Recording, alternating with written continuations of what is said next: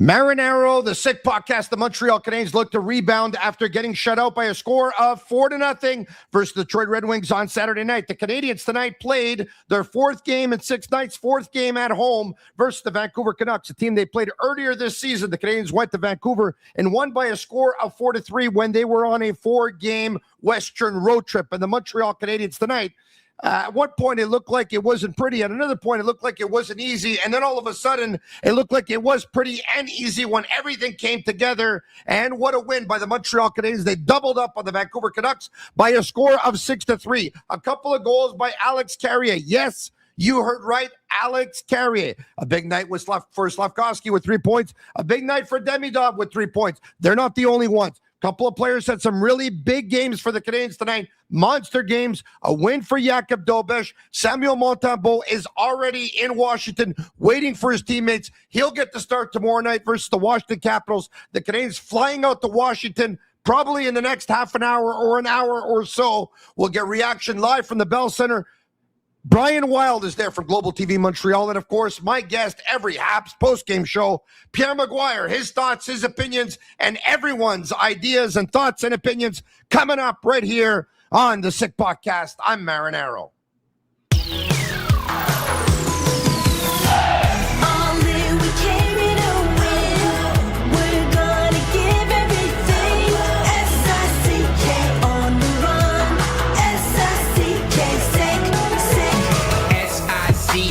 It's the sickest podcast. Tune in for the audio, or you can even watch back. Giving players all the props, or put them on blast. We don't give no hot takes, only talk facts. We're giving all our devotion, riding high on this wave of emotion.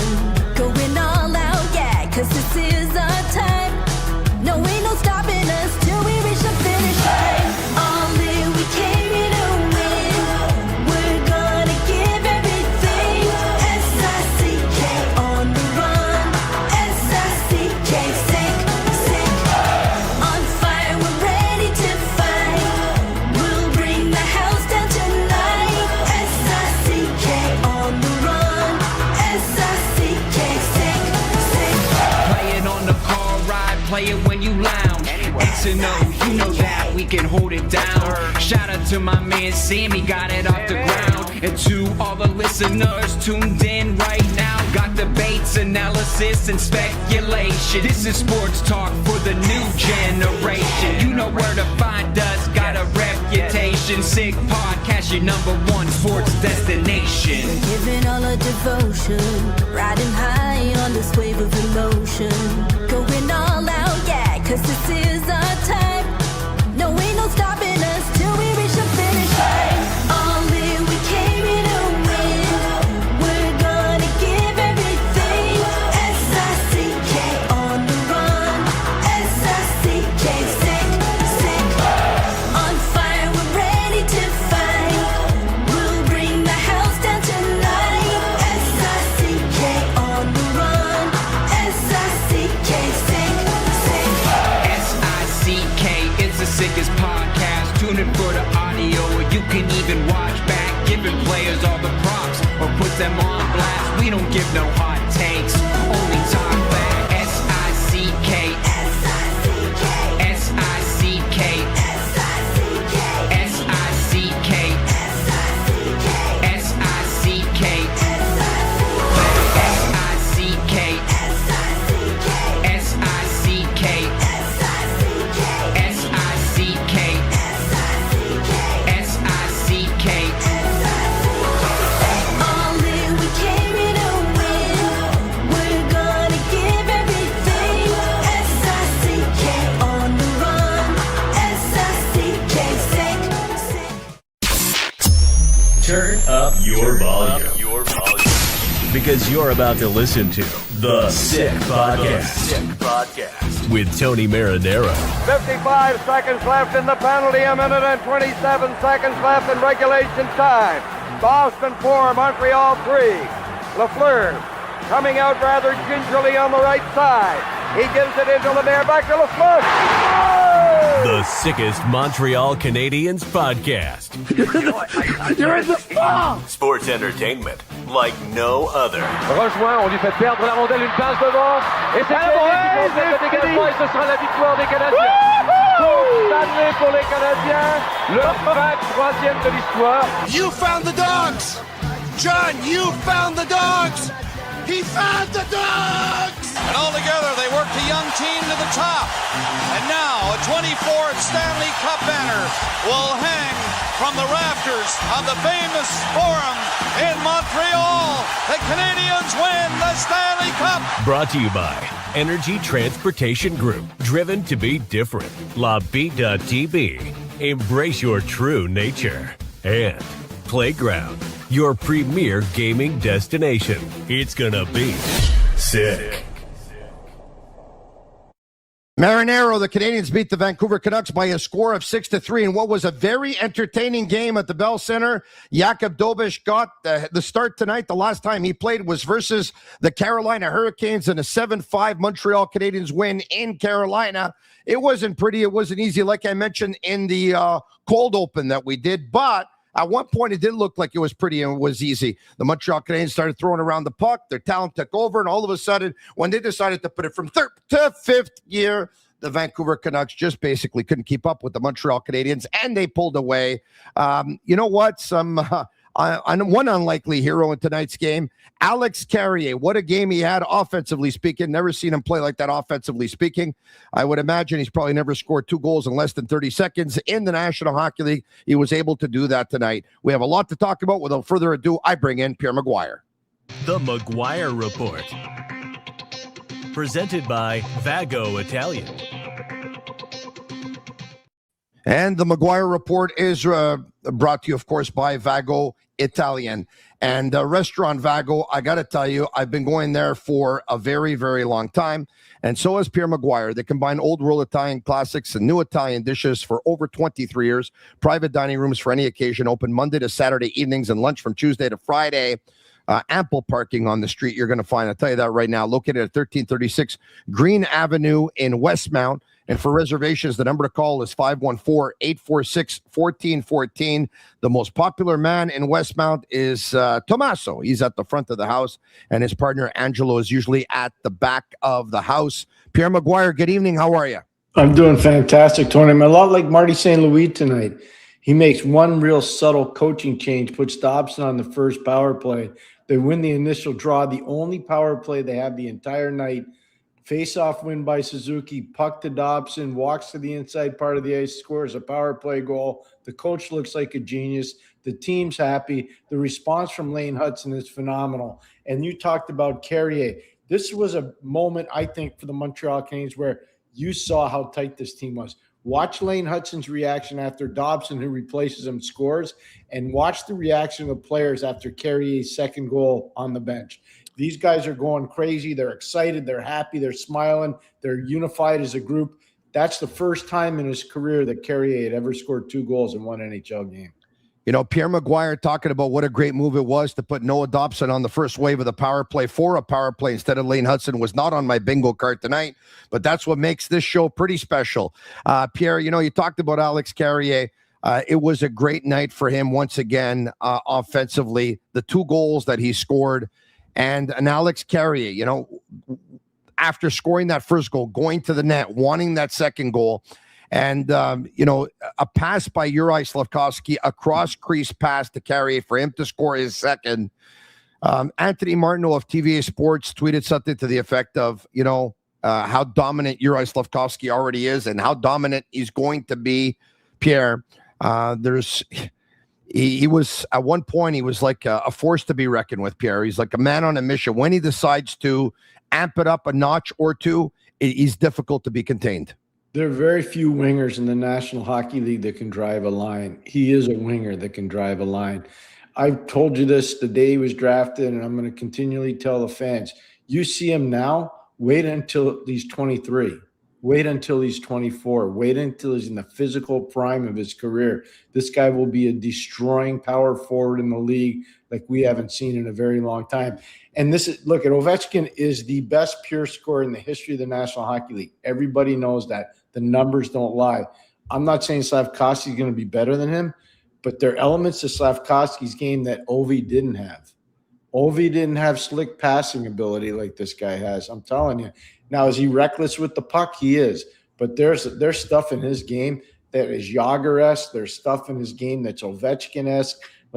There's stuff in his game. He reminds me a little bit about Kevin Stevens, a player I had the privilege of coaching. I can go down there's a lot of power forwards over the history of the game that were really good, and this guy's got a lot of the same characteristics. Well, why don't we hear from him then? Because Brian Wilde had a chance to catch up with Juraj Slafkovsky, who talked about the line and their chemistry.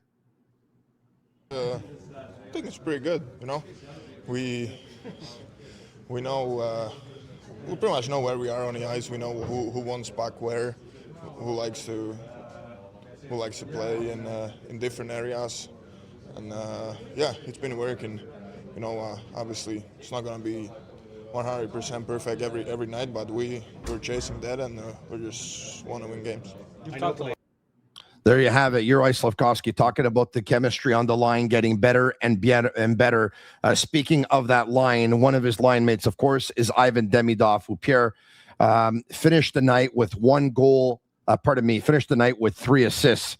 Ivan Demidov did. So 3 points for Demidov. We talked about the 3 points for Slafkovsky. He's the one who had the 1 goal, 2 assists, 4 3 points. And of course, Oliver Kapanen had a goal in this hockey game.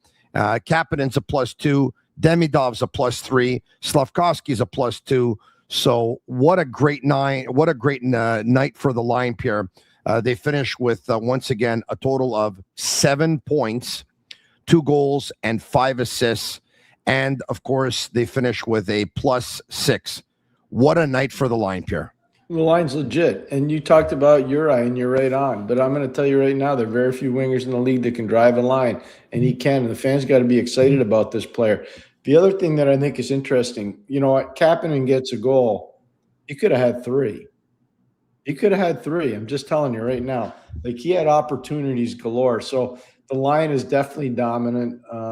Demidov is just scratching the surface. He launched a couple tonight. You're like, wow, that is an amazing release. So it's just going to keep getting better and better. The Canadiens have a lot of positive stuff going on. It's not all roses, though. They've got to get more offensive production from the depth players of this team. I'm very concerned about Bolduc, Tony. I've told you this for the last 2 or 3 shows now. That's not going to dissipate anytime soon. I did think he was more physical tonight, which is a good thing, but they need him to get going offensively. But outside of that, there's nothing you can nitpick on this team. The coaching was good. The shots on goal were good. They were almost 2-1 in shots on goal. The discipline was good. They only took 2 penalties. Could Arber have been better defensively tonight? He could have, but he did a lot of stuff with the puck that was very positive. I thought Goalie was very, very good. All in all, face-off play was dominant for Montreal. It was a really good showing after what I know a lot of people were disappointed on Saturday night in the Detroit game. Pierre, I think Arber Xhekaj has been amazing for the last 3 weeks. Early on in this hockey game, he was engaged again. He was using the body. He was at one point he called for the puck. He picked up a loose puck. He took off down the right side. He went wide. He took a shot on net. I loved his game, but defensively there were 2 big blunders in tonight's game, Pierre, especially the giveaway. Yeah, no, that's going to happen. I mean, he's trying to do too much, but they should not crush his spirit on this. He should be right back in the lineup tomorrow night in Washington. Even if they don't have Tom Wilson, doesn't matter. Stabilize Washington. Go after them. Get physical. Arber's got a chance to make a big statement. I hope they're not going to take him out of the lineup. Every player makes mistakes. He's shown me so much in terms of how he's evolved as a player. I hope they pat him on the back and put him right back in the lineup tomorrow. Well, Pierre, I would tell you this is music to a lot of people's ears that are listening and watching right now. Having said all of that, if you don't take Xhekaj out of the lineup tomorrow to play Jaden Struble after the Canadiens, of course, have been on this 5 games. Tomorrow night's going to be 5 games in 7 nights. Struble's been out of the lineup now for a couple of games. If you're Struble and Xhekaj doesn't come out of the lineup tomorrow and you're not going in, like, aren't you saying what's going on here? Like, what needs to happen? He better not be. He knows better than that. If you don't break up a winning lineup very much in the National Hockey League or in any league, and Jaden knows that, he was well coached at Northeastern by Jerry Keefe. He knows what the rules of the road are. I hope he's not going to pout and mope. If I were him, I'd get to the rink tomorrow in Washington. I'd be the first guy there because they're probably not going to have a team skate. But I'd ask one of the assistant coaches, "Can you come work with me?" Now this is if he's not in the lineup. If he's in the lineup, yeah, can't do much. But I would be surprised if they broke up the lineup. I was looking at the time on ice, Tony. You probably have it in front of you. Arber Xhekaj, I think, played a little less than 14 minutes, if I remember right around there. 14:54. Yeah, so there you go. I mean, that's not a huge amount of ice time. That won't be a problem for him. And there are no forwards that played over 20 minutes for Montreal tonight. I know that, and I don't think Matheson and Dobson were over 24 minutes. As I look at it now, no, they correct. weren't. So they were not. So there you go, Tony. I mean, I don't think they really need to change this lineup going into tomorrow night's game. Fantastic stuff, Pierre. You talked about Zachary Bolduc. I'm trying to put together some stats here on the fly, Pierre, as we speak, but it's something like this. In the last 9 games, the Montreal Canadiens have scored 36 goals. They've scored 36 goals. I'm trying to see how many assists they have had, in terms of production during that point. So I got here 47. I got 49. I got 51. I got 53. I got 55. I got 57. I got 59. I got 61. I got 63. All right. So think about this, Pierre.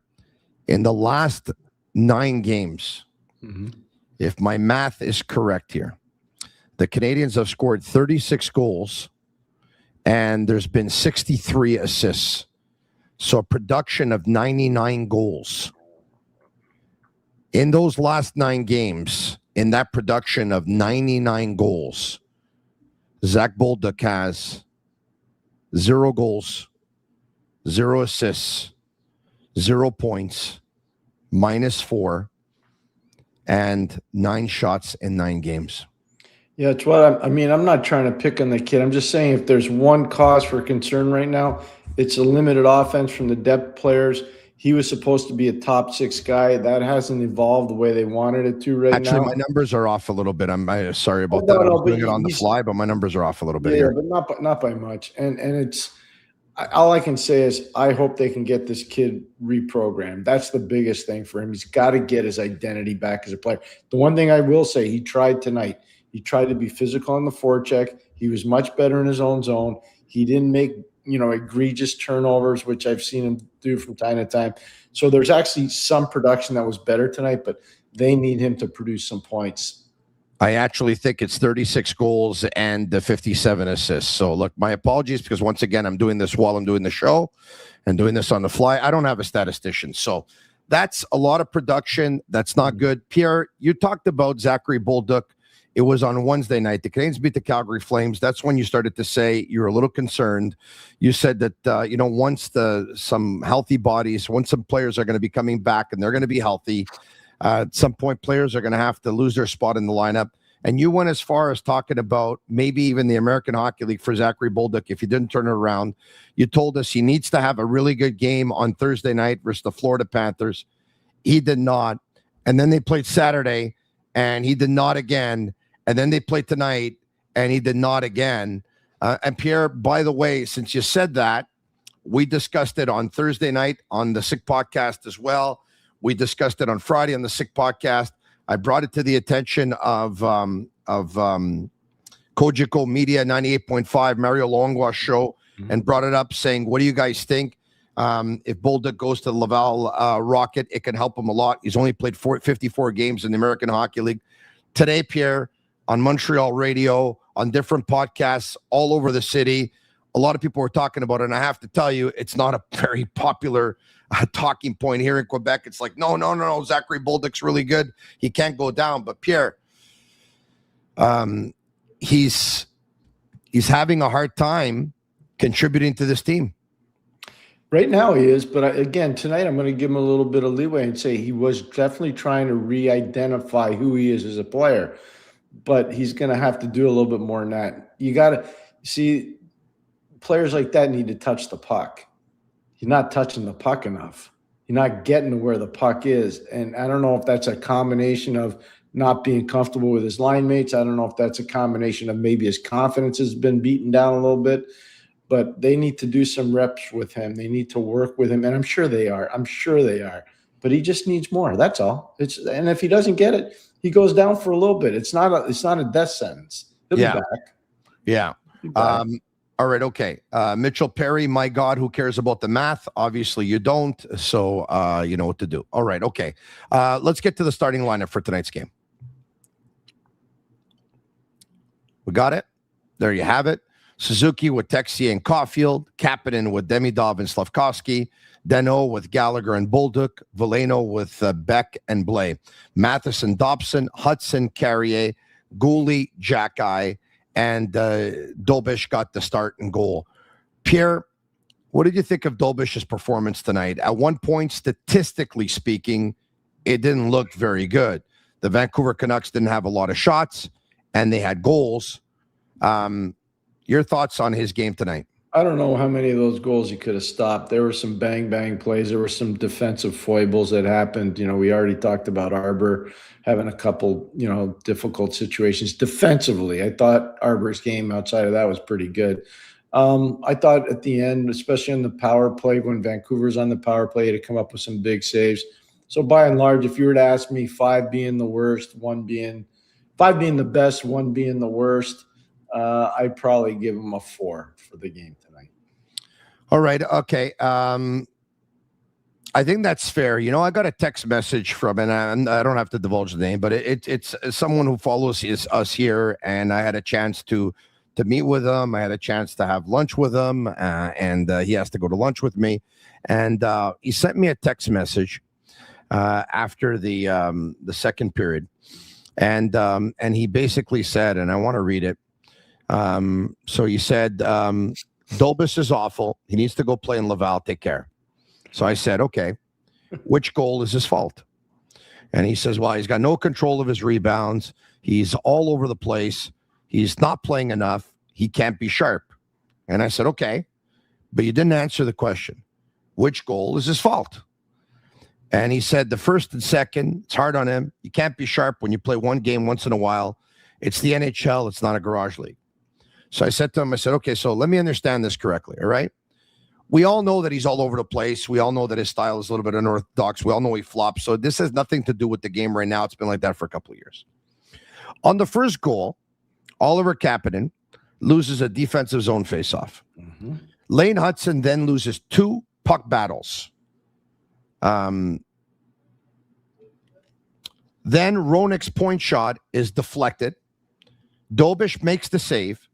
But Elias Pettersson, who isn't tied up by Kapanen, is able to pounce on the rebound within a couple of feet, and he beats Dolbish on the rebound. So I said, on that whole series that I just told you, you're blaming Dolbish. Is that right? So he gets back to me, and he tells me about the fact that, he's everywhere on the ice, and I know this guy made a mistake, but to just take a look at Fowler and take a look at the way he plays. And look, folks, I'm not going to tell you that Dolbish was perfect tonight, but there's some games that you're going to give up several goals on not a high amount of shots, and it's not your fault. Statistically, it will look bad, but sometimes some teams have a lot of shots, and it's actually an easy night for the goalie. And sometimes teams don't have a lot of shots, but the ones they get are prime. And I thought Vancouver didn't have a lot of shots tonight, but I don't think there's much Jakub Dolbish could have done on the goals. No, I'm being honest. I don't think there is. I don't think he's the same style goalie as Jacob Fowler. Neither is Montembeault. And I was just going to say Montembeault is not the same as Fowler either. Yeah, and you know what? You're going to tell me he's unorthodox? Yeah. Tim Thomas was too, you know. So is Dominic Cash. Yeah, and I didn't mention it because the first comment would have been, well, now you're comparing Dobish to Dominic Cash. All right, obviously, I'm not doing that, but Curtis Joseph was unorthodox too. Yes, he definitely was, Pierre. You're right about that. All right, okay. So I think we got Brian Wilde. Let's go to him. Brian Wilde, presented by Fruiterie de Lard. Fresh foods and flavors for over 30 years. And Brian Wilde is brought to you by Fruiterie de Lard, a family-run business, a mainstay in the LaSalle community since 1995. Proud to continue offering the same fresh foods and flavors they have for the past 30 years. From fresh fruits and produce delivered daily to an ever-expanding assortment of deli meats, cheeses, and sandwiches, you'll find personalized service and friendly faces that make you feel like family at Fruiterie de Lard. Brian Wilde, we played the clip.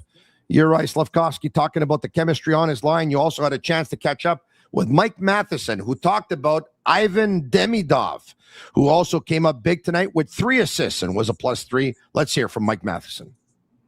I think he's just one of those guys that sounds very simple, but he can stick handle without looking at the puck ever. And there's only a few guys that I've ever played with that can do that. More often than not, you have to take a glance down at it every once in a while, whereas he's one of those guys that just never has to and has such great ability, so it allows him to make great plays. Matheson, I think, was probably whispering to members of the media, but it sounded like he was saying that it's someone that doesn't have to look down at his stick all that often. He knows where the puck is on his stick at all times. He has a lot of talent. He's creative. He knows what to do with the puck. Brian, if you can elaborate. I think that's what Mike Matheson was saying, right? Yeah, it didn't come in clear? I was very, very low. Oh, was it low again? Well, maybe it's my laptop tonight. I don't know what to tell you. But all right, well, we'll have to ahead. listen from in yellow on it because I was using the new equipment we're trying. So if it didn't work, I'm confused why it wasn't working because I was sticking my hand out there and everything. I think I understood it, Brian. I think he was trying. Yeah. I understood it. Yeah, absolutely. He was talking about the rarity that it is that he notices, and it's a really cool player's perspective because I hadn't heard it before, that Demidov just goes through entire sequences without needing to look at the puck, which, is pretty rare. Like it can get away from you, but it doesn't seem to ever get away from him. And it was a dominant game from him, and it was basically the theme in the room was that, and you heard from Slafkovsky earlier too about that theme, and in that line is really coming together, and it's hard to know which line on the team right now is the number 1 and which is the number 2, because the number 2 plays like the number 1 so often. You're absolutely right about that. And Brian, one more clip. Alex Carrier, who picked up 2 goals in 20 seconds. At one point, I saw different websites give the goal to Slafkovsky with a cross-crease pass, and they were probably thinking that it was deflected off of a Vancouver Canuck player, but it was definitely Alex Carrier who redirected it to the top of the net. Carrier, 2 goals in 20 seconds. You had a chance to catch up with him as well. Let's listen to it. It's nights where you really appreciate that the head coach says if you got a chance to go forward and press on the offense, go for it. Yeah, I think like I was saying earlier, I think we did good job on breakouts, and when you're able to break out the puck, you get momentum and your D can jump because we have possession of the puck a lot. So I think we were 4 goals by defensemen, so we'll take it. It won't happen every time, but we'll let the forward know. We'll let them know who scored tonight. I love that. That's so good. That's something Paul Coffey would say. You know that, Brian, better than anybody from your time in Edmonton. Coffey, like, come on, the forward's got to get us the puck. All we do is score here. I'll tell you what, though. I mean, one of the things that Martin St. Louis preaches, and I know it's about the way the NHL is played now, that the defensemen really move up into the attack even more than they have in the past. And everybody's got to think that it's total hockey, I'm calling it, just like total soccer and Johan Cruyff back in the late 20th century and how the game changed. Everybody is responsible for every foot of the ice. So, the attackers have to understand that Carrier is moving forward. And Martin St. Louis wants that kind of hockey hockey to be played. It's very exciting. It takes a lot of concentration, though, from attackers to understand that they got to see who's moved forward. But when it works, it is beautiful. They are an exciting team to watch, man. Tonight was a really exciting night again to be here and watch everything come together, to watch talent like Slafkovsky come of age. You know, just see the transformation of this player, to watch Demidov on pace now for 70-point season in his rookie campaign, showing that he has so much more game in front of him. Kapanen, another goal for 16. I mean, youth is being served every night right now on this team. And when you consider that these guys are so early in their careers, my God, where's it end? What's the ceiling? It's exciting. It is really exciting. I agree. Brian, I said to Tony before, and I mean this sincerely, I'm the only downer for me. I'm concerned about the lack of offense from the last two lines, the bottom six, and in particular, Zach Bolduc. I mean, I'm just really concerned for the kid. Yeah, absolutely. He's very low in confidence right now. He doesn't seem to have an idea of how to get it done in this system for the Canadiens. He's going the wrong direction. He seemed to be better in the early part of the year than now. And we were speculating, Eric and I sit beside each other, and I'll give a little private conversation that Eric and I were having, is that, like, they're going to make a move soon. Like, Josh is coming back. He's going on the trip. He'll likely play tomorrow in DC. And that means that one guy's going to come out. And I mean, I guessed it was an obvious Owen Beck, 2 weeks ago, but I'd be wrong. It's not obvious anymore. Owen Beck on that line with Veleno, though they don't score, he looks like an NHL player. He plays really good two-way hockey. He's always on the right side of the puck. I mean, he plays it like a guy that was the MVP of the Memorial Cup. He's an intelligent player out there and in a better space right now than Zach Bolduc is. So it's not obvious anymore. And Samuel Blais is playing great too. So the guy that goes down, probably going to be Beck or Bolduc because of the waiver wire, and it might just be Bolduc. What do you think? Yes, no? I've been saying this for a while, though. Tony knows. I've been saying it for a while. Pierre, I'm telling you, I work with this French media. If they send Zachary Bolduc down to Laval Rocket, I'm telling you, they're going to be outside the Bell Center, and they're going to be boycotting, I think. I'm exaggerating to make a point here, but I know what you mean, though. I know. I hear it too. He's well loved, and they're glossing over that player is struggling. You have to call it like it is, and it's no fun. But because the team is going so well, first place or close to it, but that doesn't mean every component is firing. Well, this is what I think, look, let's be honest. I mean, once again, the mentalities have always been different between the Francophone media and the Anglophone media. I could tell you that more than anybody because I work on both sides and I hear what they say and I know how they think. And the Anglophone media, you could tell anyone that, you think Zach Bolduc might go down and it might be good for his game, good for his confidence, good for his development. He's only had 54 games at the American Hockey League level. It's 9 games where he hasn't been able to help the team at all. He hasn't had chemistry with any line that he plays on. You know what? You can tell that to anyone in the Anglophone media, they'll agree with you. You tell that to anyone in the Francophone media, it's going to be hard for people to agree with you. I'm telling you right now. Okay, let me ask then, Tony, what's their defense? What's the sentences that they say that are the defense? Their defense is that he's a great shooter, he's a great goal scorer, he's an NHL player, he's not going down. But what I try to say to them is, you realize that everyone wants to help this player, right? This player needs help. And going down to the American Hockey League will help him. And it's funny because Phil Deneau said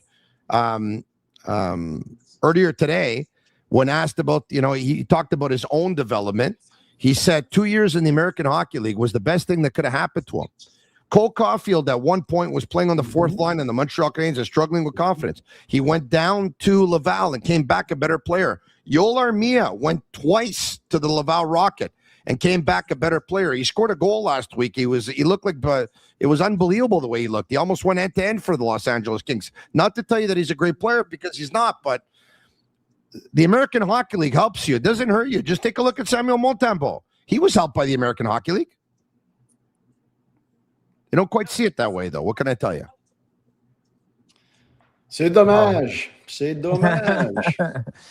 So you're on record, Tony, is when they need to make a move and Josh Anderson comes back in the lineup, who's the guy that's going out? And Pierre, same question, who's the guy going out? I think the first two guys that are going to go out when the players come back are going to be Beck and Blais.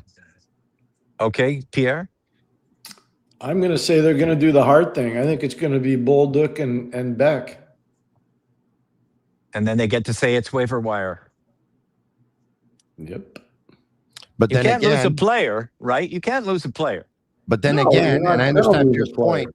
If I they- mean, if they made it somebody they could lose.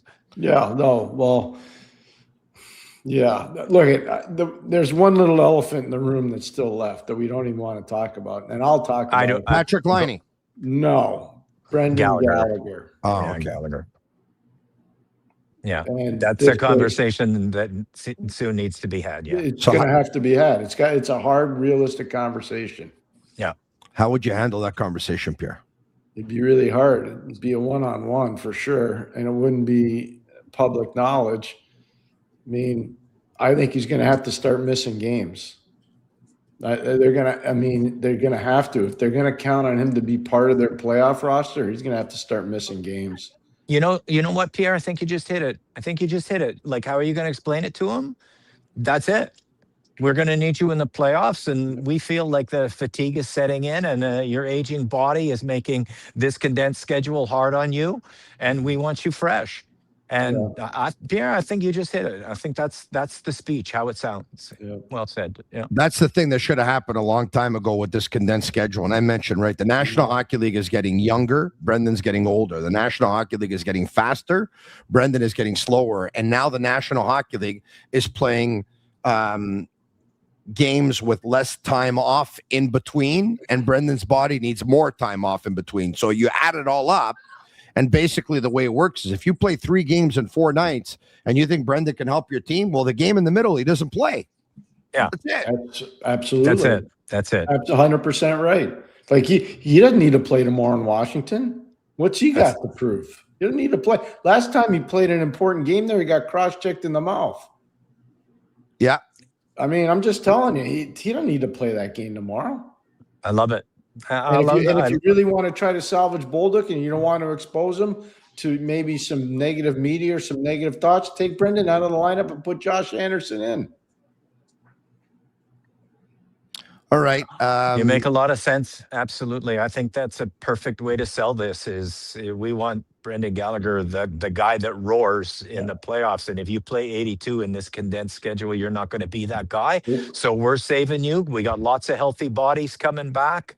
You know, when the rest, Evans comes back soon enough, and Newhook and Doc and all of them. I mean, they got some hard decisions down the line. And there's no shame if you're Brendan Gallagher with this career, and then you get paid a nice sum from Marc Bergevin, and in year 5 of 6, you start to slow down a smidge.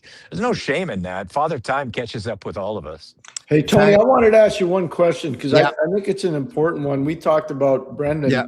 The guy that's not getting enough love is Veleno. Oh, I agree. Not getting enough love, telling you. I know people equate success with points. Yeah. He doesn't need to score. The coach trusts him.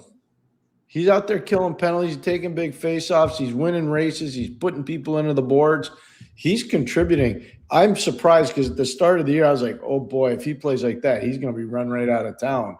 Yeah. And whoever got to him, somebody got to him because he's a way different player. You know what? I think that I see sometimes Martin St. Louis fingerprints all over improvements with players. They're just like, I mean, look, I think Veleno is a perfect example of this, Pierre, in that you've got a player, I think he's 25 now. Yes, he is. Yeah, And he's been trying to find his way for a long time. And he's just been a guy who's supposed to score who doesn't, and therefore he's useless. Now he's not scoring and he's useful. And how did that happen? How did every coach not get there with him? And he finally gets to this coach, and he's finally learning what he never could. He's finally doing what he never did. And what has snapped? What's the light bulb moment? And it has to be something that I've seen, like the light bulb going off with so many players. Yeah. You know, I love the head coach, and I'm going to love him here again. You know what? In Veleno's case, I also think it's the realization that he's not going to end up being at the National Hockey League player, at the National Hockey League level, the player that he probably thought he was going to be. He's not going to end up being at the National Hockey League player, the player that some thought he was going to be when he had that exceptional status at a very as a teenager. And I think at one point there was probably a realization where he probably said, okay, you know what?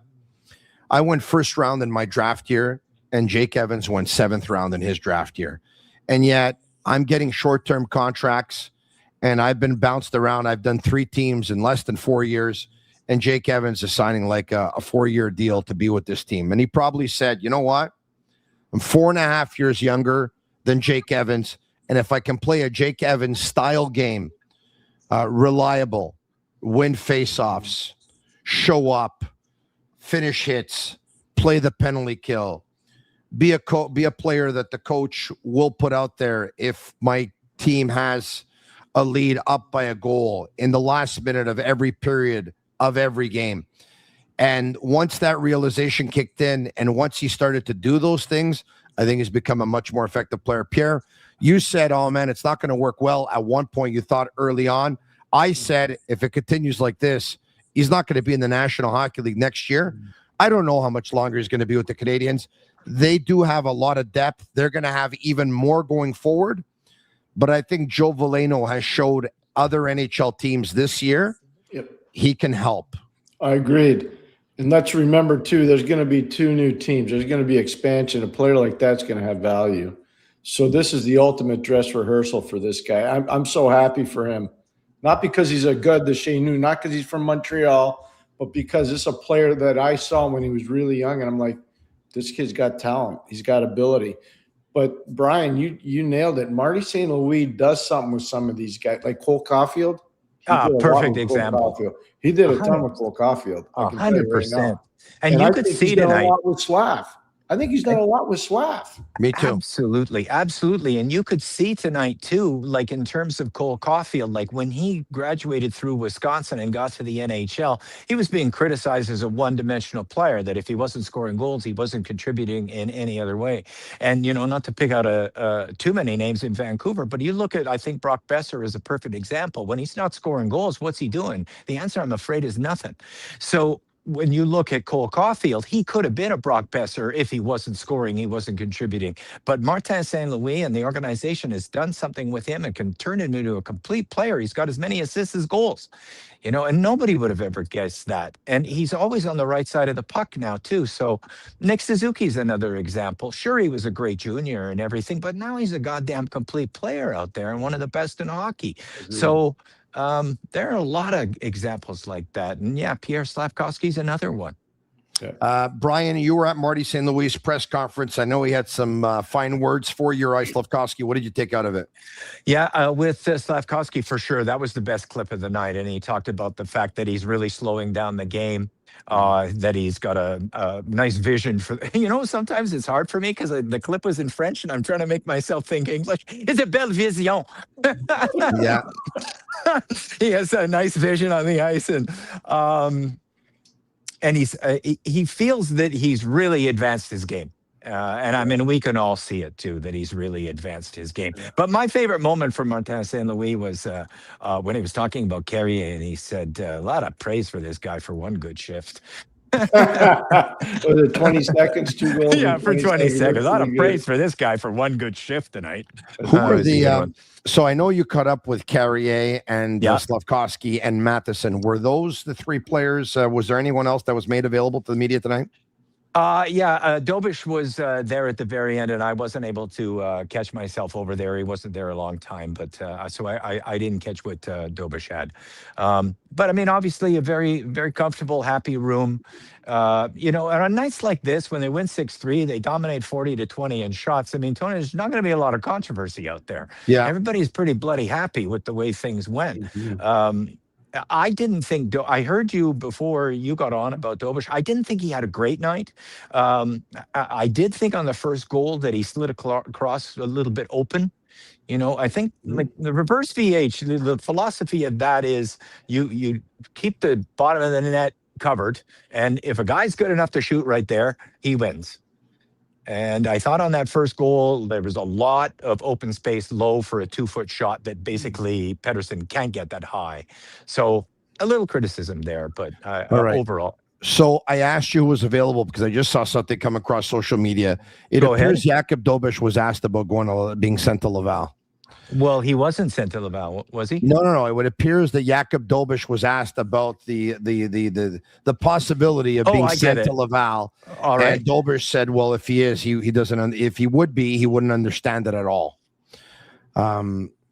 Well, I would understand it because 3 goalie system sucks. He hasn't played since January 1.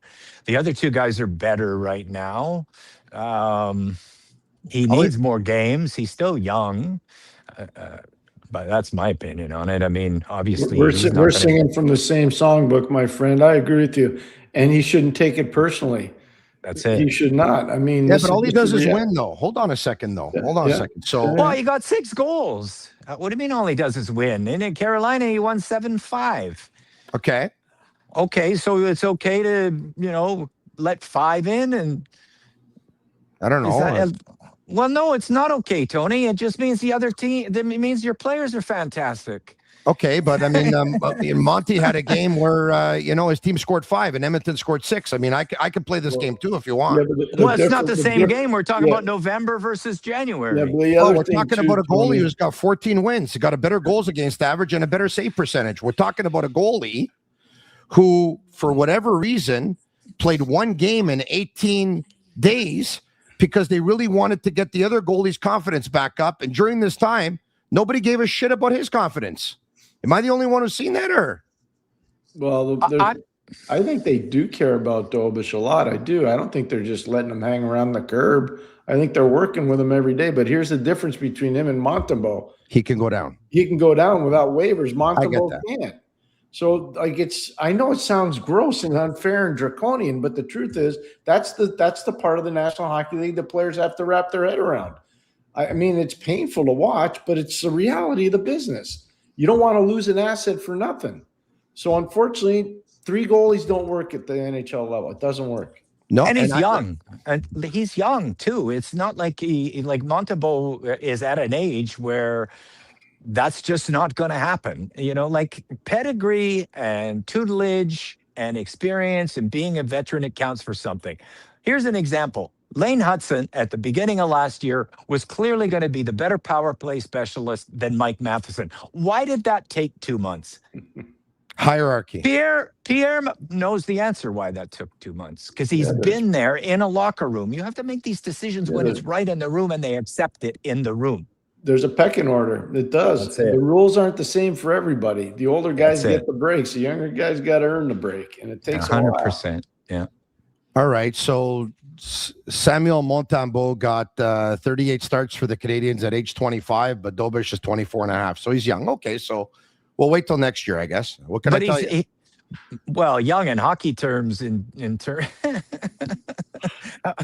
Well, who's on the waiver wire? The conversation starts and ends there, Tony. Who's on the waiver wire and who's not on the? Or pardon me, who would have to go through waivers and who doesn't? That's that I completely understand, guys. I completely understand that the 3 goalie system doesn't work, and I completely understand that you can send Jakub Dobeš to Laval and you can't send Montembeault. And by the way, and I believe if you would send Montembeault down, for example, that he would get picked up, and you're not going to lose an asset for nothing. I just think that Dobeš never really had a chance this year. When he was really hot, the focus for so many was to go back to Montembeault, and shame on the Canadiens. And how could they be doing this? And they're disrespecting Montembeault. He was their goalie last year. He had the 62 starts. It's part of the reason why they made it to the playoffs. Then all of a sudden, they stopped going with Montembeault to try and get Monty back on board. And it didn't work for a while, and it worked for a little while, and then it didn't work, and then set them down. And when they set them down, I think they tried their best to get him back on board. And you know what? They've done a good job, and he's back on track. But in the meantime, I don't know what Jakub Dobeš did to not get many starts as of late. Okay, so when I'm listening to you, Tony, I'm hearing you say something to the effect of, why do the Canadiens not give him the respect that they give the other 2 goalies? And I'm going to answer it.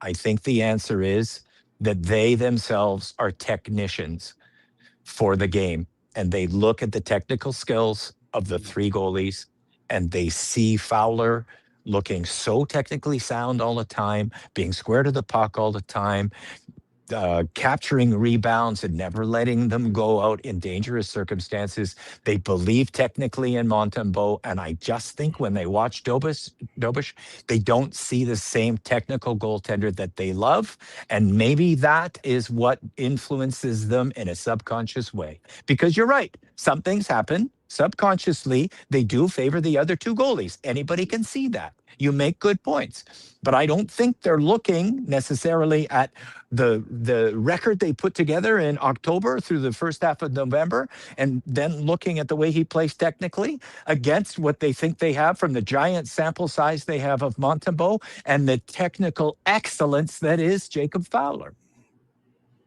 Okay. I mean, I buy that. I'm okay with that.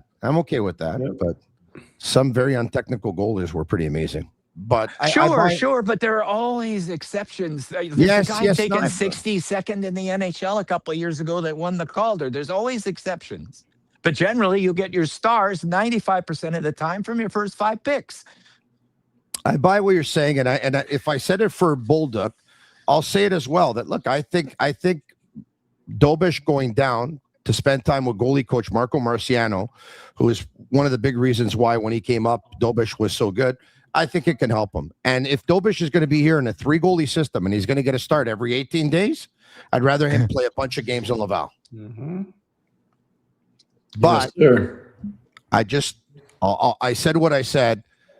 I don't really think, there was much of a chance there. But anyway, but it happened at the beginning of the season. They had a chance to go with him more often. Like, if you think about it, and no one's going to complain the Canadiens went with Fowler on Saturday. And I don't think the loss was on Fowler at all, because if he would have been 99% great, they still would have lost because his team didn't score a goal. But Jakub Dobish must have said to himself on Saturday night, geez, what did I do wrong? I got 13 wins, got a pretty good goals against average, pretty good save percentage. I beat the Detroit Red Wings earlier this season. I was the first star in the game. I stopped 30-31. And you're going to say he's not the same goalie now as he was at the beginning of the season. Well, he was probably playing more at the beginning too. But anyway, we can move on. I said what I feel much better now. Okay. I feel good too. Good. I have a graphic. Pierre, do you feel good about this discussion? I love being on this show, so I'm grateful for everything. I have a graphic that I'll show you regarding Slafkovsky.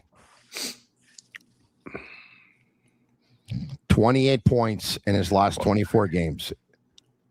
11 goals, 17 assists. Brian, before we let you go, and we very much appreciate your time tonight. As always, you do a colossal job from us live from the Bell Center. This line, Brian. Yes. Should we stop talking about the Canadiens and a second line centerman? Oh, boy. I'll tell you what, you can always improve. I don't know if it has to come, though, in terms of Kent making a move. I think that when you consider that this is a long journey towards greatness, and greatness doesn't have to come immediately. I know some people have the philosophy that if the window's open, you always got to go for it. But Kapanen is fine for me right now, and he's fine for me until Michael Hage arrives. I believe Michael Hage is going to be a point-per-game player in the NHL. Mm-hmm. Not next year, obviously, but down the line. I did a lot of work today, actually. My Call of the Wild Cards, is all about comparing Michael Hage point-per-game pace in college hockey versus some of the best in the last 5 years, like Will Smith, Cutter Gauthier, and 6 years ago, a fella named Cole Caulfield was the #1 point-per-game player in college hockey. Put him up against World Juniors, where Connor Bedard was the standard bearer. But beyond that, you have only 2 players that have done in the last 5 years better than Michael Hage at the World Juniors, which is also a very important marker, best on best. So I think Hage is the answer. And I think you can wait for the answer, because Kapanen is the answer too. But if anybody wants to go get Sidney Crosby, I feel that's the answer as well. But Bobby, I wouldn't work super hard for it, though. Yeah, Tony, Bobby, if I can, on the YouTube chat, probably misunderstood what I said, because I started with Juraj Slafkovsky, and then I said, I guess they don't need a second line centerman, which was I was alluding to Kapanen, and Bobby came back. Right, I caught that. Slafkovsky's not a centerman. I'm talking about I caught that. Slafkovsky. I'm talking about Kapanen. I'm talking Yeah. about Demidov. I'm talking about Kapanen centering that second line. I'm talking about Slafkovsky driving it. I'm talking about Demidov completing it. I'm talking about the entire second line. Pierre, I'd like to hear your opinion on that as we speak with Kapanen playing so well. Do you think they should hunt for a second line center and go for it this year As already? long as they don't move Michael Hayes. Right. If Michael Hayes is part of any program to trade to get upgraded that second, and I wouldn't do it. Right. I So wouldn't do it.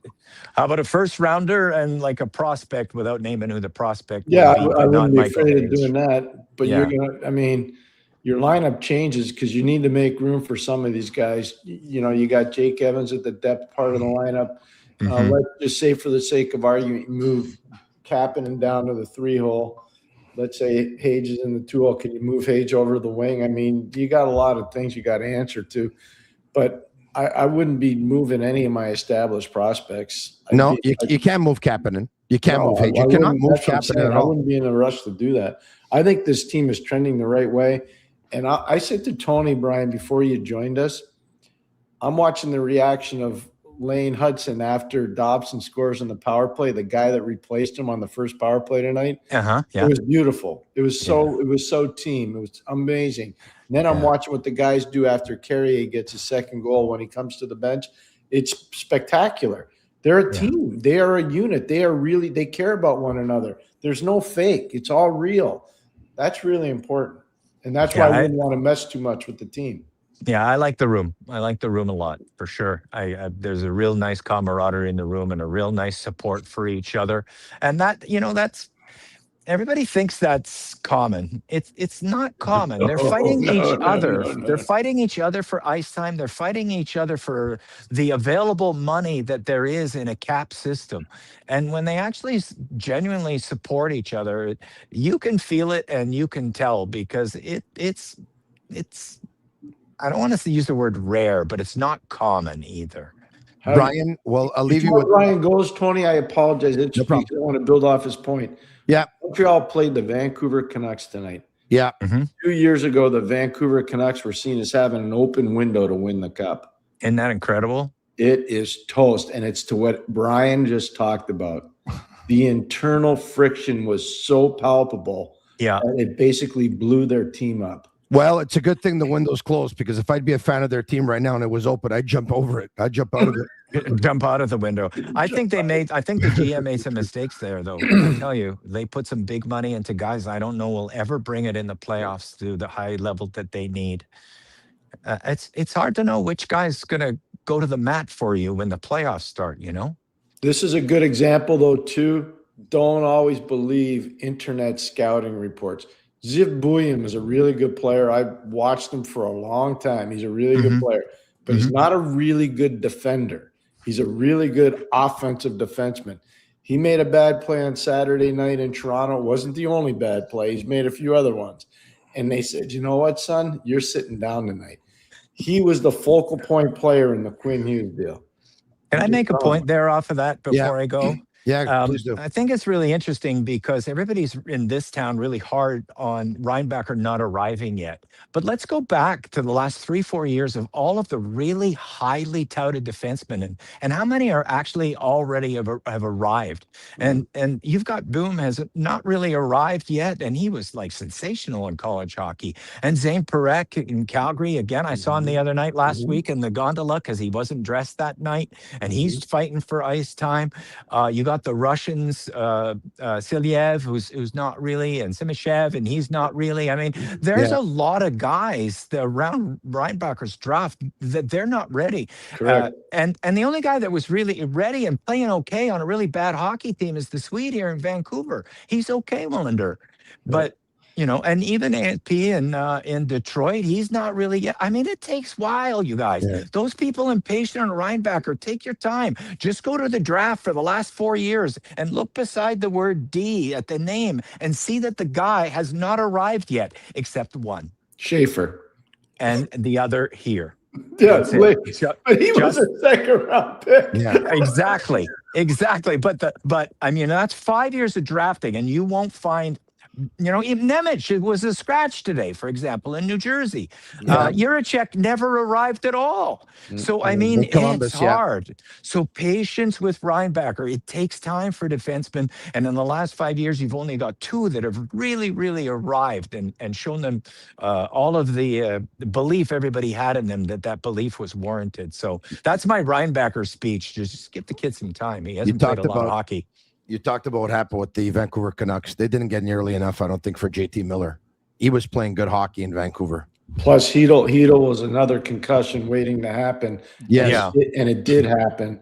And so that's really sad. What were you going to do there with all the cancer in the room with Miller and Pettersson and everything? What were you going to do? Who are you going to get when you're backed up against the wall as a GM? You know what? Pierre Maguire can tell you there's teams that have won Stanley Cups that had 2 guys in the locker room that hated each other. You got to fix it. Or you gotta deal with it. Let them fight it out. I don't know. That too. I don't know the inside scoop on that in Vancouver at all. I just heard it, just basically through the media, like you guys telling me, because I wasn't there for it. But I don't know why that was so irreconcilable that they couldn't fight through it or find a way. It created a lot of mayhem there. Their coaches in Philadelphia. Their fan base has turned on them. JT Miller's in New York. Quinn Hughes is in Minnesota. It blew the whole team up. What a disaster. It's so sad to see because whether you like Vancouver or not, I personally like it. It's an amazing hockey market, and it's an important franchise. It's an important franchise in the league. Brian, I'll ask you this, and then I'll let you go. Pierre Maguire says, you could keep Xhekaj in the lineup tomorrow. Made a couple of mistakes, yes, but give him the pat. I have something on that. Yeah. I have something on that from Martin St. Louis, actually. He was asked about Xhekaj, and thankfully it was in English, so I won't have to translate him in my head and lose my way. He said that he thought he had a really good game, but then he went like this, but he just had a little bad patch like this. And he feels in the last couple of weeks that he's really, really upped his game and is very confident that that bad patch is just like this and not going to affect him in the future. So it sounded to me like the coach was actually pretty darn confident and that things can just go bad every once in a while in a hockey game. And that was his assessment.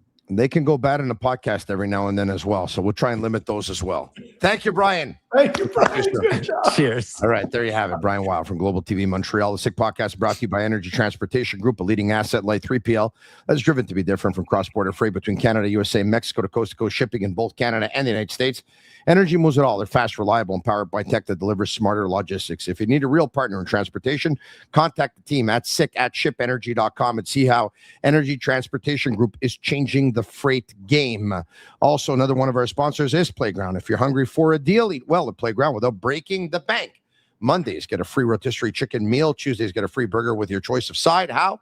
First, accumulate 50 reward points on any machine any day of the week. Next, visit guest services, player rewards, or any cashier to have your free rotisserie chicken voucher and your free burger voucher printed. Now you're ready to eat for free. Just bring the appropriate voucher to the rail on the following Monday and Tuesday between 11:30 a.m. and 11:30 p.m. It's delicious. It's outrageous. Visit playground.ca for details. Also brought to you part by Bittt Tibi. For big games, you want the best beers on your team, whether it's Bittt Tibi IPA with its bold flavor, Bittt Tibi Lager with its exceptional smoothness, or Bittt Tibi Ultra Lager, which is ultra light and ultra refreshing.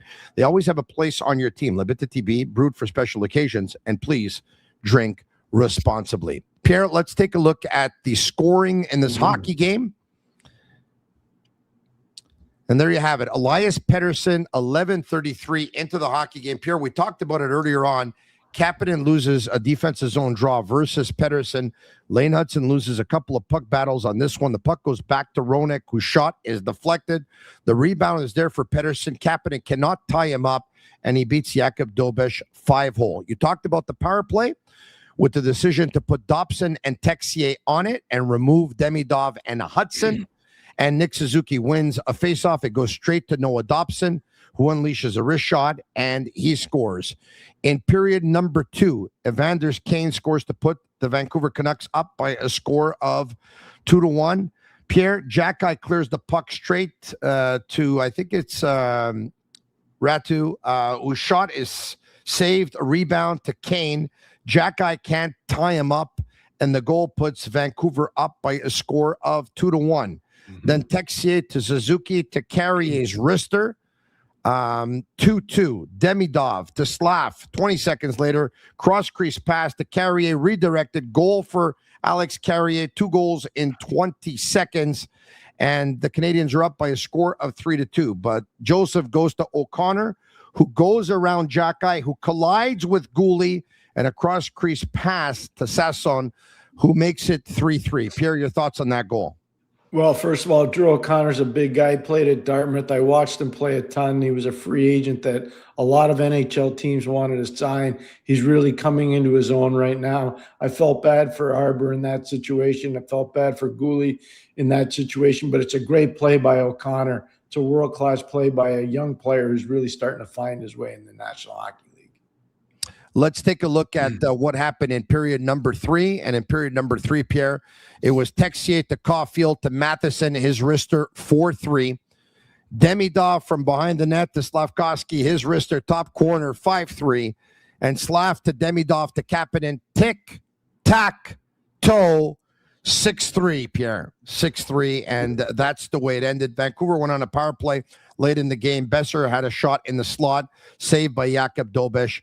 Canadians double up on the Canucks. Pierre, once the Canadians decided to put it in 5th gear in period number 3, the Canucks were no match, Pierre. No, this is what we're talking about. They're a franchise that's in disarray right now, unfortunately. And Montreal's not in disarray. Montreal's trending the right way, and their window is wide open to compete for the highest levels of the National Hockey League. So that's what happens. A good team says, you know what, they can smell blood. They start the 3rd period, bang, bang, 2 goals, and it's over. It's just Vancouver's done for the night. You know what's the impressive part about Slafkovsky? It's not just his passing, Tony. That shot that he scored on, that's like on the stick, catch and release and off, and that has serious velocity. There's no wind up there. It's on the stick and off in milliseconds. It's a hard thing to do, and it's really special when you have a player that can do that. Yeah. Don't look now, but the Canadians have won 4 of their last 5 games.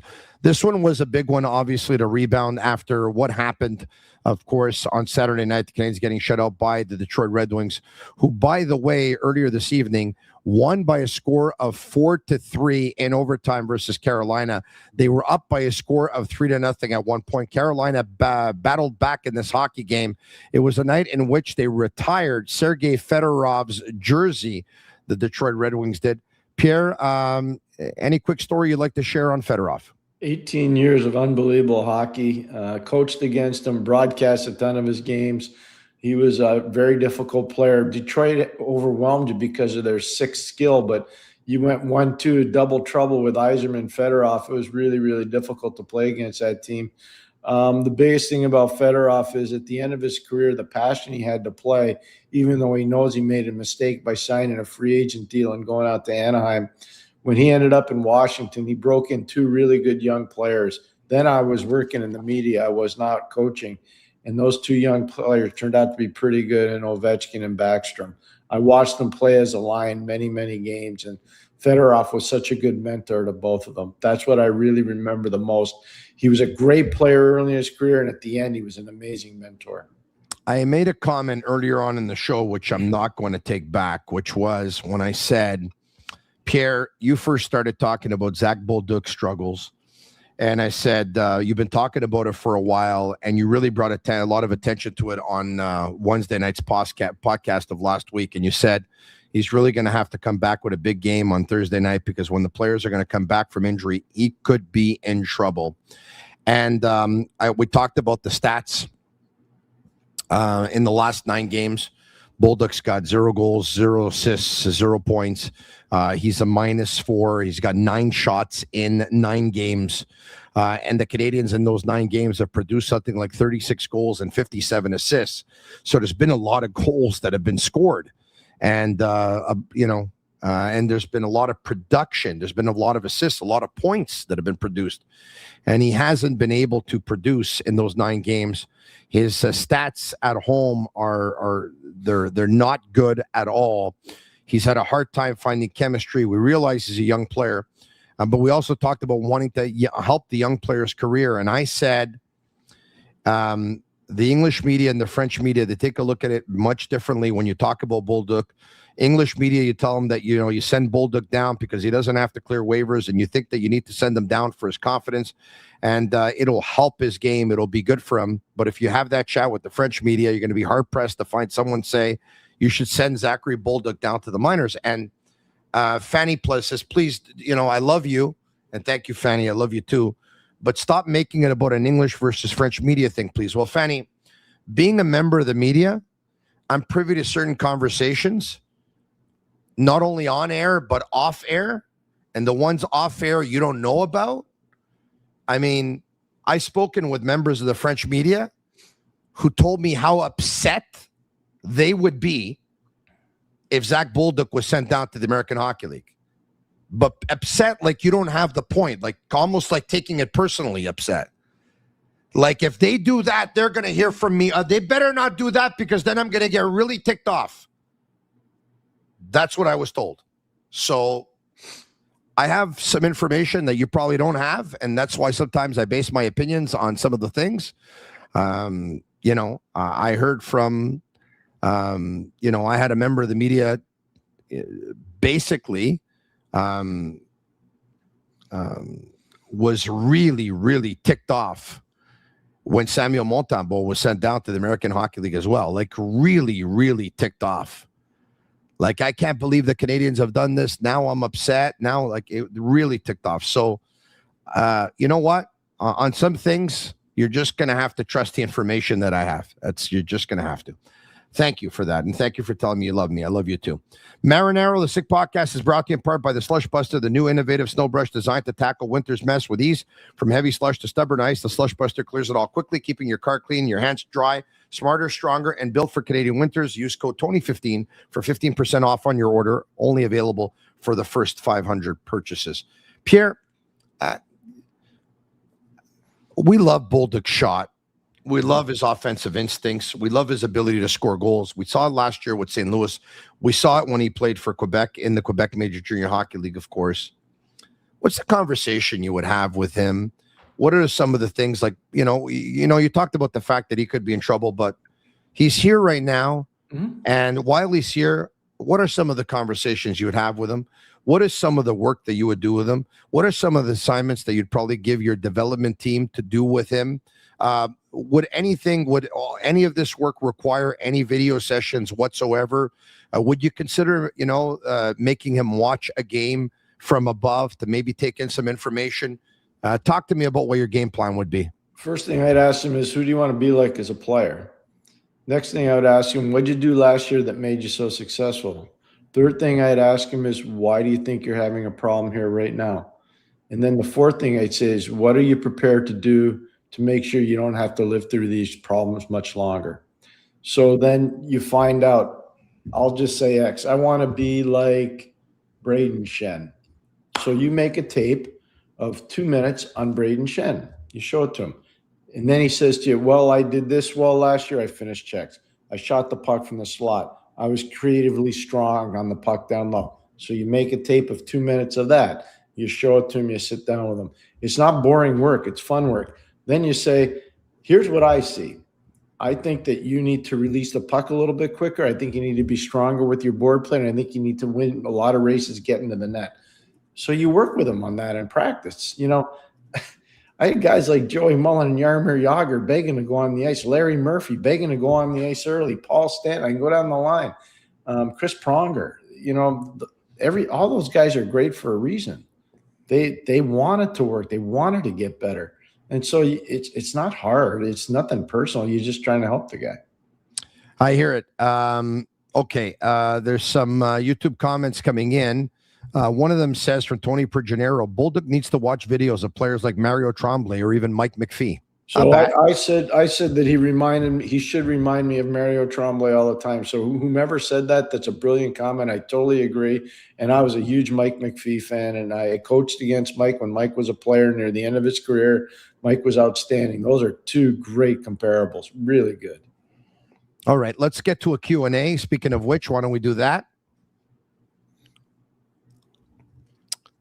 John Cutler sends over $20. Thank you very much. Montreal has a big issue coming up soon with players coming back. Who's going down and who's staying up? Please sit Galley out for a couple of games. He's hurting. Pierre, you touched on Brendan Gallagher earlier in the show. For those who are joining us right now or those who missed it, your thoughts on Brendan Gallagher and how the Canadiens should handle his situation. He who is struggling as well, Pierre. I would sit Brendan down and I'd say, look, we need you in the playoffs. This is a very difficult year because of the Olympics. We're going to give you a rest when we think you need it. And you're not going to be playing back-to-backs for sure. And you're probably going to miss 1 or 2 games every 10 days. And that's what I would do. That'll alleviate a lot of the pressure on your coaching staff to make sure he's in the lineup all the time. But you stress to him how important he is to the fabric of the team and how you're doing this for the betterment of him and the organization. You don't make it personal. You don't beat him down. You tell him the truth. We need you. If we're going to win, we need your leadership. We need you. I went through this with Brian Trottier. And I'm telling you right now, Brian, if we would never, Pittsburgh would never have won the Stanley Cups without Brian in 91 or 92. No chance. No chance. All right. Another question. John Cutler, who sends over another $20. Wow, that's 2 questions in a row. John Cutler sends over $20. Please, God, have John Cutler ask us 100 questions tonight. Do you think this team is heavy enough to play in the playoffs? It's a totally different animal. Pierre? I'd like to see them get a little heavier. I think the addition of Josh Anderson will make them a little heavier. I think the addition potentially of Jake Evans will make them a little heavier because I think Velena will move to one of the wings. I like the way Sammy Blais is playing right now. I think that's a little bit heavy. Slav's going to have to prove in the playoffs that playmaking and the heaviness that he's shown this regular season can kick in. But I do think they could use a little bit more thump. I love the way Arber's bringing a little back-end thumping, and I love the way Goalie coming back in the lineup has started to stabilize things physically. So they're getting closer to where they need to be. We have one from Majvuk. I hope I'm pronouncing that correctly, or Mavuk. And if I didn't, I apologize for that. Who sends over $27.99. I agree with you, Tony, on more respect for Dolbesh, or giving more respect to him. His last 5 starts, he's lost only 1, which went to a shootout. By far the best goalie out of the 3 in overtimes and in shootouts. He's a warrior. You see the passion he has to compete. Thank you very much for that. He has been very good in overtimes, and he has been very good in shootouts. But I agree with Pierre Maguire's comment, who says the 3-goalie system doesn't work. I don't think it's good for anybody. And you want your goalies to play as much as possible, and they can't when you have 3 goalies. And at this point, Jacob Fowler is the goalie that has been playing better than Dolbesh since he's been called up. And Dolbesh, unlike Montembeault, does not have to go through waivers. And Montembeault would have to. So, what are you going to do? You're going to send Jacob Fowler down right now? Canadiens played Jacob Fowler 2 games on Wednesday and played him on Saturday. 2 big games to start the first 4 at home in a row. And the big 4-point game versus Detroit. That tells you how the Canadiens feel about Jacob Fowler. Yeah. I don't think they're going to send him down anytime soon. Maybe for the Olympic break, like Pierre Maguire said. Yeah. Other questions? Dolbesh was given the opportunity to be number 1 when Monty was struggling, and he dropped the ball. That's why he's number 3 now. Okay. He's not stating a or misrepresenting the facts. That is the fact. Yeah, I don't have a problem with that. But drop the ball. I would say that he wasn't playing as good as he was playing at the beginning of the year. There's no doubt about it. Mm-hmm. But he wins games. Mm-hmm. He wins games. So I'm just trying to see Shane Gaumont, if you can bring up, if we can, maybe Dolbesh's last 5 or 6 starts. So I know that he had that start 7-5 that they won in Carolina. I think he lost the game by a score of 4-3 in Pittsburgh. But maybe if I can see the 2 or 3 games before that. No morning skate for the Montreal Canadiens tomorrow. Media availability with head coach Martin Saint-Louis around 11:30 a.m. at the team's hotel. All right, okay, so there you have it. The Canadiens, Pierre, will leave for Washington. They'll probably get in at around 2:30, 3 o'clock in the morning, I would imagine. If they get on the plane by 12, they'll be in their hotel room by 2. All right, okay, not that bad. Not that bad. So Shane is on the case and trying to get us some of those starts, and we'll see if we can get that information for you before the show is over. Some more questions? Is Arber better on the right side, Pierre? It's a really good question. He pivots really well to that side, but that's fair. That's a very good question. The only concern I have with him is moving the puck up the ice on his offside.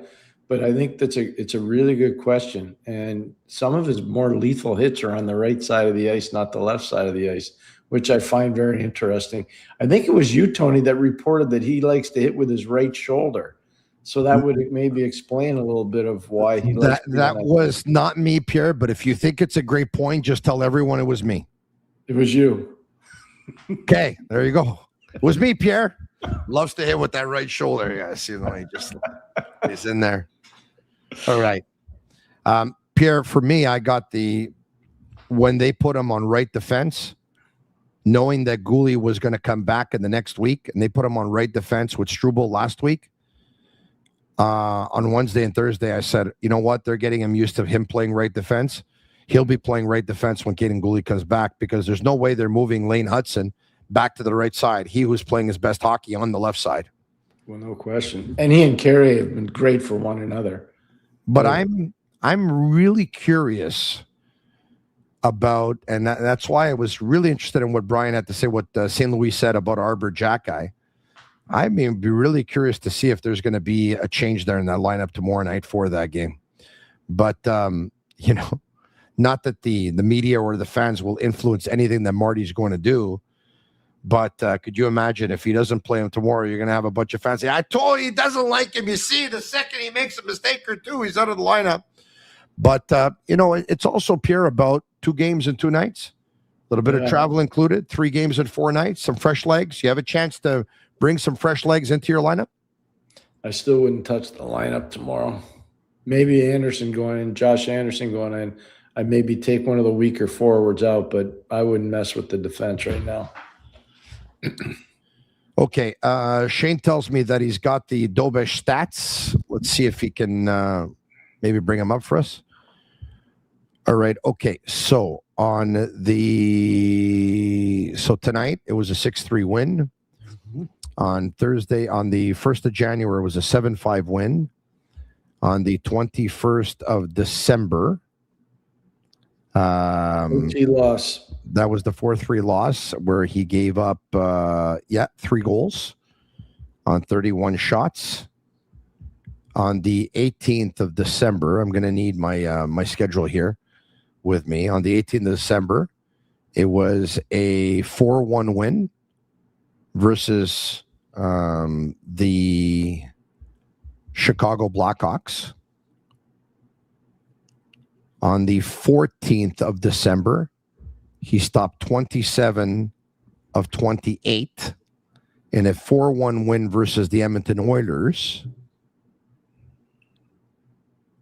And on the 9th of December, he came in, if I'm not mistaken, for Montembeault and gave up 3 goals versus Tampa after Montembeault gave up 3. In these stats here, I don't quite see where he dropped the ball when Montembeault was sent to Laval, Pierre. Well, the numbers, I think, is what people are talking about or maybe looking at. But no, you make a good argument. You do. The only one that would be faulty would be on the 9th of December, really.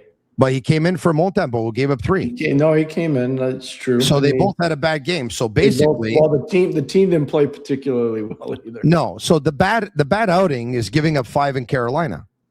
Yeah. So that changed everything. All right. People think it changed everything. Changed everything, I guess. Not going to win this one. All right. More questions. Well, why don't we do this, Pierre? It's getting pretty late, and we've been on for a while. So why don't we take 5 more? What type of AEV does Kapanen get in the summer? Pierre, what comfortable would you comfortable giving this player? He's going to be probably between 5 and 7 million. I know people don't want to hear that. I would give Oliver Kapanen a 5-year deal at $5 million with my eyes closed, and I wouldn't blink. There you go. It's going to be between $5 and $7 million. I'm just telling you. That's kind of where it's at. I have no problem with it. No. I mean, with it at all.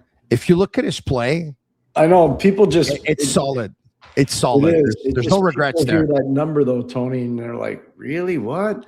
But the league has changed. The growth of these salaries has been exponential in the last 3 to 5 years. It's been amazing. Yeah. Good for the players. It's great for the players. I'm happy for the players. And so am I. They're the best 700 in the world. They deserve to be paid very, very well. Yep. Them and podcasters. Waiting for the salary cap to expand to podcasters. That would be nice. All right. Okay. 4 more. Pierre, after a game like the one that Arber had, where the bad was blown out of proportion and there was good to be noted in him, what's your conversation with him today if you're his coach? I'd be really positive with him. I'd show him his mistakes, but I'd also show him his really good stuff. I say, you have made unbelievable progress. We need you to continue along that road. The biggest thing for you is consistency. Staying out of the box, being physical, knowing when you have to do your chores, but being the guy that is not afraid to jump in offensively at the right time. I would be stressing the positive, but I would show him his mistakes. Yeah. You know, one of the conversations I'd have with him, Pierre, is Arber. There's going to be times where you're going to fight, and that's okay. But if in your mind you're a fighter more than you are a hockey player, you might want to get that out of your head, because you know what? Look how effective you've been in the last couple of weeks. You don't have to fight. So, see, as a coach, Tony, I would never use that term. That's why I said, if you heard what I said, do your chores. It's way different. I'm just telling you. So yeah, that's kind of along the lines of what I'm talking about. You just use a different terminology than I do. Perfect. Well, you got more experience, so you know which words to use and which not to use. By the way, Anthony Martineau with a tweet 19 minutes ago, he says, it's incredible how things change in 3.5 years. Shane Wright, 16 points in 44 games. Slafkovsky, 18 in his last 12. I was asked about Shane Wright today, and I said I was really disappointed in his development. I mean, I can't hide it. Who's that on? Because I recall Ron Francis, the night of the draft, said to him, I can understand you're pretty disappointed, but trust me, this is going to be great for your career. Well, it hasn't worked out yet. No. We're,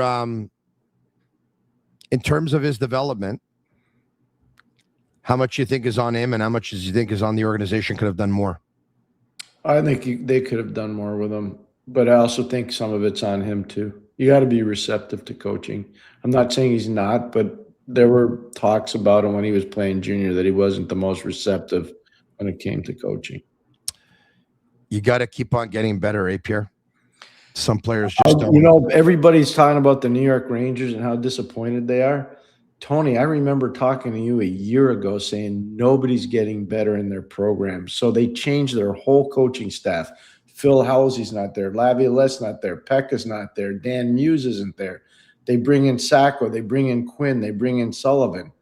And those guys inherited a team where none of the players got better last year. None of them. Like, look, watch Braden Schneider play. It's unbelievably frustrating. This guy should have been a tower of power, a great defenseman. He's not anywhere close to where he should be. The development fell apart. Development's really important. It really is.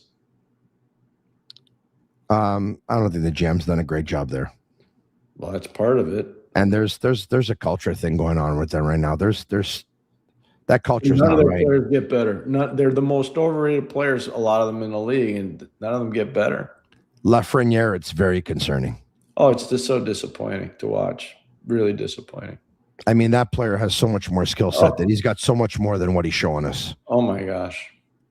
You almost think he needs a change of scenery. I know a place you could go.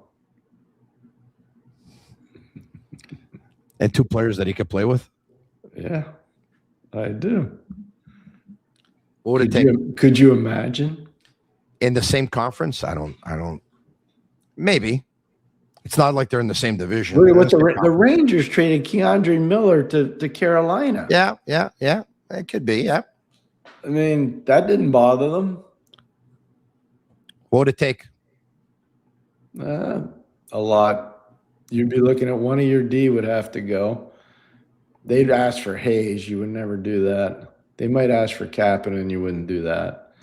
Probably be a 3-component deal. 1 forward, 1 D, and a pick. I wouldn't do it. But if it was that rich. Speaking of which, a couple of days ago, I made a comment and I said, look, the reality probably is that Alex Texier isn't as bad as he was in St. Louis, and probably isn't as great as he looked on Wednesday and Thursday. And the truth is, he's probably somewhere in between. You did say that. I remember. He's been in between the last 2 games, right? Your thoughts on that line? Tonight, I'd like to see him make quicker decisions with the puck. I think he holds it a little too long. And in playoff hockey, that's not going to work for him because he'll be targeted playing on the top line if he's still there. But he's still that was a really good pickup. I look at Troy Stetcher in Toronto, and I look at Texier as being 2 huge waiver wire pickups that have been really successful, really, for both teams that got him, Stetcher in Toronto and Texier in Montreal. Someone just tweeted, Bolduc for Lafreniere, final offer.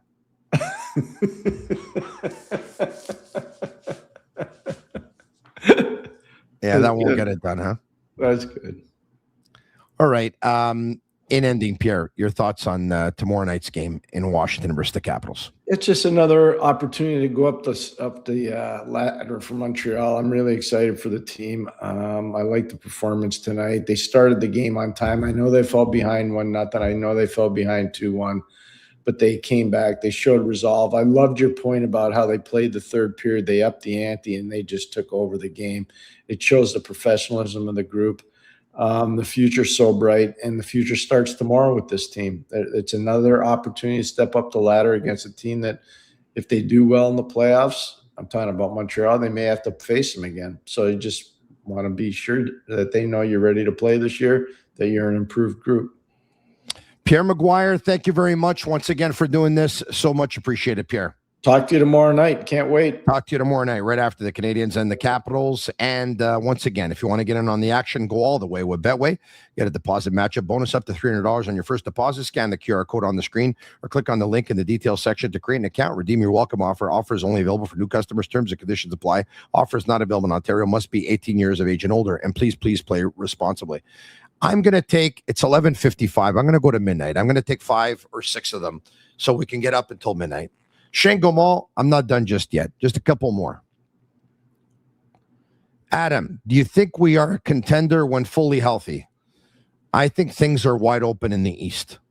I think in the West, obviously, you have a team like Colorado, and the Canadiens would be hard-pressed to go up against, a machine like that.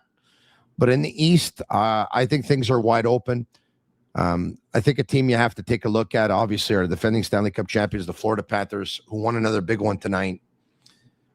They've had so many key injuries that maybe they don't make the playoffs, but if they do, that's a team you don't want to play in the playoffs. Tampa Bay has been really, really hot. Braden Point got hurt tonight, but it looks like it's going to be day-to-day and nothing serious. Good for Tampa and good for Team Canada. But I think things are wide open in the East. I think there's a bunch of teams that say that they probably have a legitimate shot to go far. I think the Canadiens are one of them.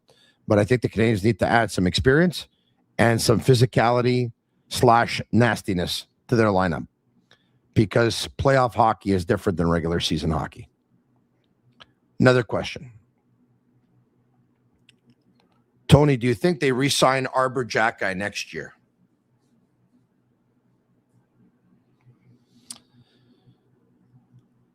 I think Arber Xhekaj, so look, there's a lot of D, and they're not all going to play here. But they're coming. Engstrom is coming. Reinbacker's coming. Pickford's going to play in the National Hockey League.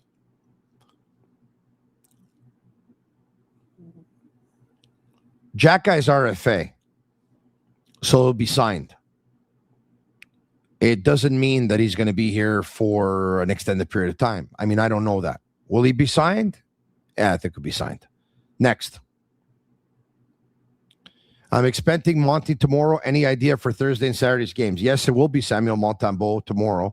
As a matter of fact, the Canadiens made Montembeault travel to Washington. And, well, you know, he was already there today. So probably watching the Canadiens game on television, getting a good night's sleep, and so that he could be ready for tomorrow. And then on Thursday, I'd have to think that the Montreal Canadiens on Thursday night in Buffalo are going to go with Jacob Fowler. And then on Saturday, I don't know.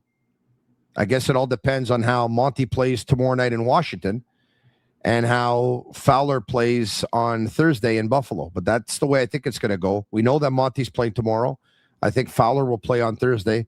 I don't think anything is decided yet for Ottawa, but I could be wrong. Another one. Tony, why do they travel tonight and not tomorrow morning? Usually teams travel after the game when it's, when they play the next day. 2 games and 2 nights usually travel after your game.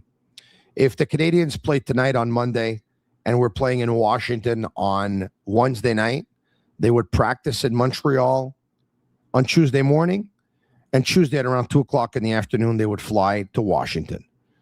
But when it's 2 games and 2 nights, you don't want to travel game day. You don't. I've seen teams do it, but not many do. So they'll get in. They'll get into Washington anywhere in their hotel, in their beds, probably 2:30, whatever it is, 3 o'clock in the morning max. They'll get a good sleep. And you know what? They'll probably meet in the hotel conference room at around 12:30, 1 o'clock in the afternoon, and probably go over some video or something like that. Next question. Last one on the night. Your opinion on Blake Coleman and Kiefer Sherwood? Sandpaper, we need. Or redundant middle. Yes. Every team in the National Hockey League would want to have soldiers like that. Blake Coleman is sandpaper. So is Kiefer Sherwood. And Kiefer Sherwood leads the National Hockey League in hits. But because he leads the National Hockey League in hits, they're going to probably ask for a pretty big price for him. You got to be careful you don't give up too much either. But there's no doubt that the Canadiens need those kind of players. No doubt about it. I think we went quite a bit, huh? An hour 37. I went about 2.5 hours earlier this morning on my French show, which I'll be back tomorrow morning en français. Le Sick Podcast du lundi au vendredi à 10h le matin sur la même chaîne YouTube from 10 a.m., starting at 10 a.m. from Monday to Friday on the same YouTube channel. And one of the reasons why, if you're fully bilingual, I think it'd be great if you watch, because we have different collaborators who will bring different opinions to the table. It's a different show all around with a big emphasis on the Montreal Canadiens, but it's a sports show as well. We talk about other sports, and we also talk about other teams, other games, other players in the National Hockey League. Thanks for watching. I hope you can watch tomorrow morning en français. And if not, we'll be back tomorrow night at 10 p.m. Eastern after the Canadiens and the Capitals with myself and Pierre Maguire. For Shane Gaumont, I'm Master Control. Thank you to all our sponsors, and thank you to you for watching and listening and your support. Ciao for now. And that's a wrap. Hope you don't miss us too much until next time. Follow the Sick Podcast with Tony Marinaro on YouTube, Instagram, Facebook, Google Play, and Apple Podcasts. The Sick Podcast is brought to you by Energy Transportation Group, driven to be different. Bittt, embrace your true nature. And Playground, your premier gaming destination.